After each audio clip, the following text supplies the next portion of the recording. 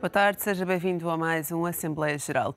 Pedro Passos Coelho garante que o Governo vai apresentar os cortes na despesa pública ainda este mês. Durante a festa do Pontal, o Primeiro-Ministro disse que garante que parte do plano vai estar em marcha em outubro e que estes vão ser os maiores cortes que Portugal levou a cabo nos últimos 50 anos. Pedro Passos Coelho deu o exemplo da saúde, onde o Executivo pretende reduzir os custos em 10% ou 15% já no próximo ano. O chefe de Governo pediu ainda o apoio da concertação social para que o país não viva na conflitualidade, mas sim no diálogo. Todos os reforços que estão a ser pedidos aos portugueses são para abrir uma nova página de esperança, diz Pedro Passos Coelho, que pede que sejam acompanhados por todos, dos mais ricos aos mais pobres.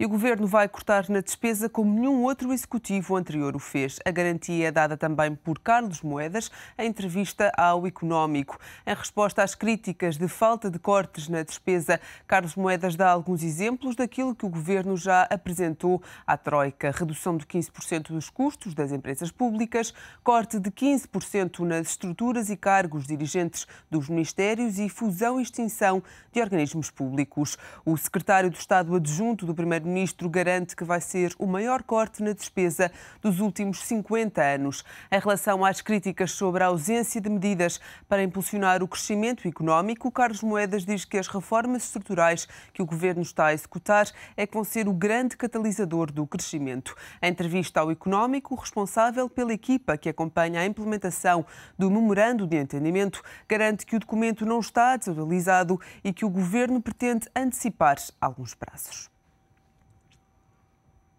A pergunta do Assembleia Geral de hoje é: acredita que o Governo vai cortar fortemente na despesa? Pode participar através do número 213236898 e pode enviar-nos o seu comentário para o e-mail assembleiageral@economico.pt ou ainda através da nossa página do Facebook. Em estúdio para comentar o tema de hoje está o advogado Alexandre Mota Pinto. Boa tarde, Alexandre. Obrigada por ter aceito o nosso convite. Começo por lhe perguntar, cortar na despesa é de facto o que mais se tem falado e esperado sobre este Governo. Podemos contar com grandes cortes ou será que são mais promessas do que realmente verdade?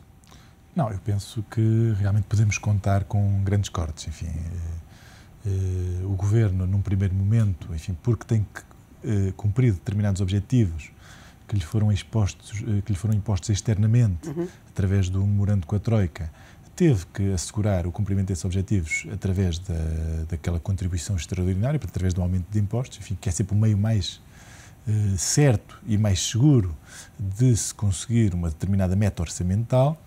E depois tem andado a estudar, tem andado a fazer um estudo, penso eu, profundo, enfim, porque também não podem ser feitos cortes cegos, claro. Enfim, não se pode cortar a direito, enfim, tem que se ver onde é que se pode cortar para cortar na despesa pública, enfim, para conseguir, no fundo, a meta do déficit orçamental para este ano, também através do corte na despesa.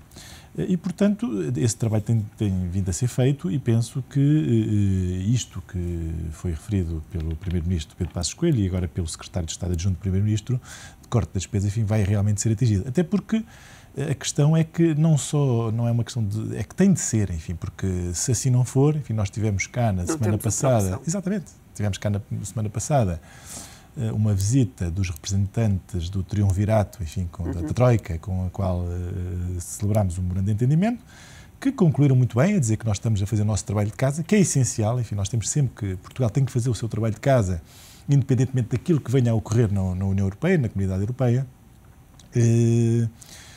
E, portanto, vamos voltar a ter essa visita daqui a 2, 3 meses e, portanto, temos que fazer essa consolidação orçamental também do lado da despesa. É importante notarmos, enfim, que uma das diferenças entre as finanças públicas e as finanças privadas é que nas finanças públicas as receitas, no fundo, o volume das receitas da receita fiscal define-se em função do volume da despesa. Portanto, no fundo, um Estado vê o que é que tem que gastar, que despesa é que tem de fazer e depois vai tentar obter essa despesa através da receita fiscal. Não é assim nas finanças privadas. Enfim, numa empresa é o contrário.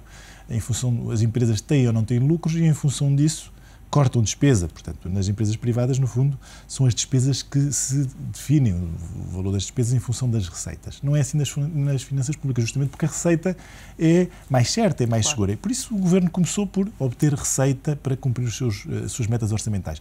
Mas agora está a fazer um plano, penso eu, que estará já praticamente delineado, de corte. O Primeiro-Ministro diz que vai ser apresentado em agosto, não é? Final de agosto, de corte na despesa, e que penso que esse corte irá ser feito.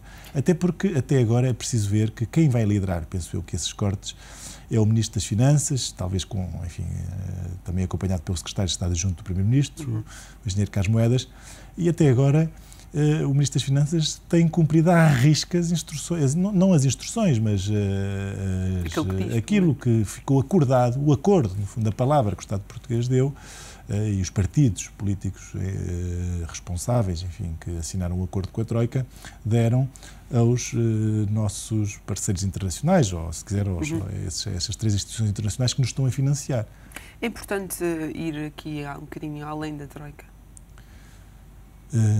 Pois, essa é uma das discussões, enfim, políticas que se terá, aliás, porque o Partido Socialista não tem muito espaço de manobra, portanto, no fundo, o Partido Socialista defenderá que se tem que ir, não se pode ir além da Troika, e vai tentar interpretar o memorando de entendimento para, muitas vezes, não se fazer sequer o que lá está. Enfim, vai fazer uma interpretação minimalista do memorando de entendimento. Eu acho que se deve ir além da Troika. O que é que quero dizer com isto? Há aqui um aspecto essencial, que é o restaurar da confiança.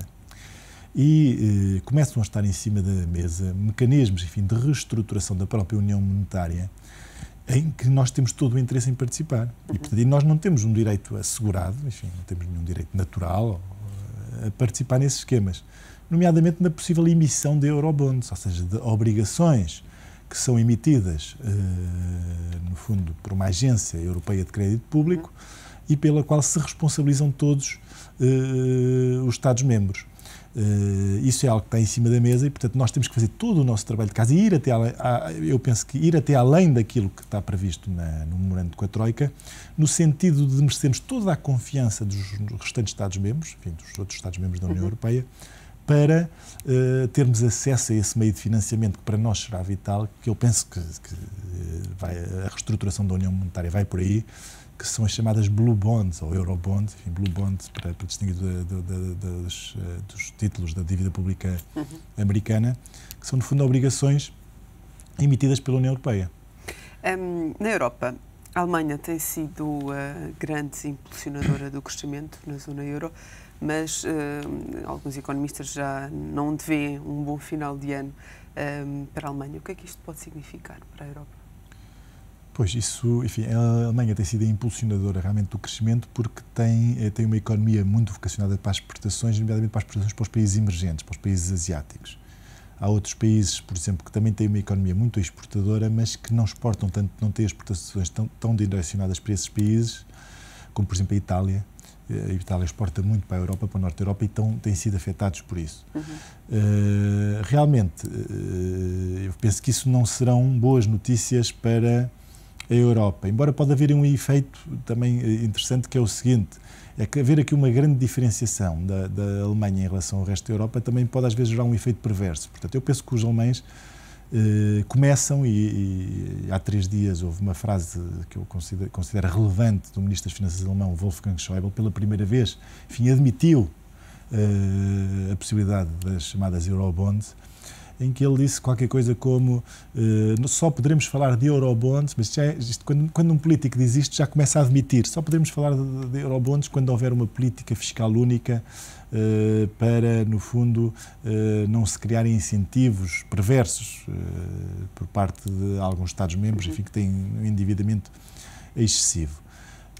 E, portanto, eu penso que a Alemanha, por um lado, é bom, enfim, a Alemanha é a locomotiva da União Europeia, é bom que tenha um crescimento grande, mas, por outro lado, também haver uma grande distinção da performance económica da Alemanha em relação aos Estados-membros também pode criar, às vezes, aqui uma ideia nos alemães de que bem, o melhor é, se calhar, deixarmos a União Europeia. Isto é a locomotiva a separar-se do resto do comboio. Isso, por exemplo, está em cima da mesa nesta questão dos Eurobonds, onde alguns estudos, enfim, feitos por institutos de estudos económicos na Alemanha, apontam para um aumento dos custos do financiamento da dívida alemã na ordem dos 50 mil milhões de euros caso avançássemos para os eurobonds. Há depois outros estudos, enfim, efetuados por institutos que não, por exemplo, o Instituto de Bruxelas, Bruegel, efetuou um estudo em que entende que, dado a maior liquidez criada por um mercado de eurobonds, enfim, muito maior do que o mercado das bunds alemãs, das obrigações alemãs, os custos de financiamento da própria Alemanha através de eurobonds poderiam até vir a ser inferiores. Portanto, os homens estão neste momento a ponderar muito isto. Enfim, a eventual emissão de obrigações europeias levaria a um aumento dos seus custos ou não? Portanto, é isto que tem vindo a ser ponderado. Por outro lado, há aqui um aspecto importante que tem a ver com o cenário político na Alemanha. É que na Alemanha governa uma coligação.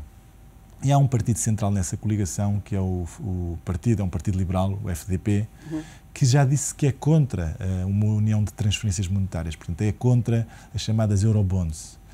E vai fazer política por aí, portanto, vai fazer, no fundo, vai tentar obter votos e ganhos eleitorais através dessa exigência de que o governo não avance para as eurobonds. E, portanto, eu acho que na Alemanha só é possível avançarem, no fundo, para a Alemanha apoiar a emissão de obrigações europeias, ou obrigações comunitárias, caso surja uma outra solução do governo, nomeadamente através da CDU e do SPD, que é o partido que neste momento está na oposição, que é o Partido Socialista na Alemanha, mas que apoia as eurobonds. Alexandre, regressamos já a esse tema, até porque é um tema que ficou de fora da reunião de hoje de Angela Merkel e de Sarkozy.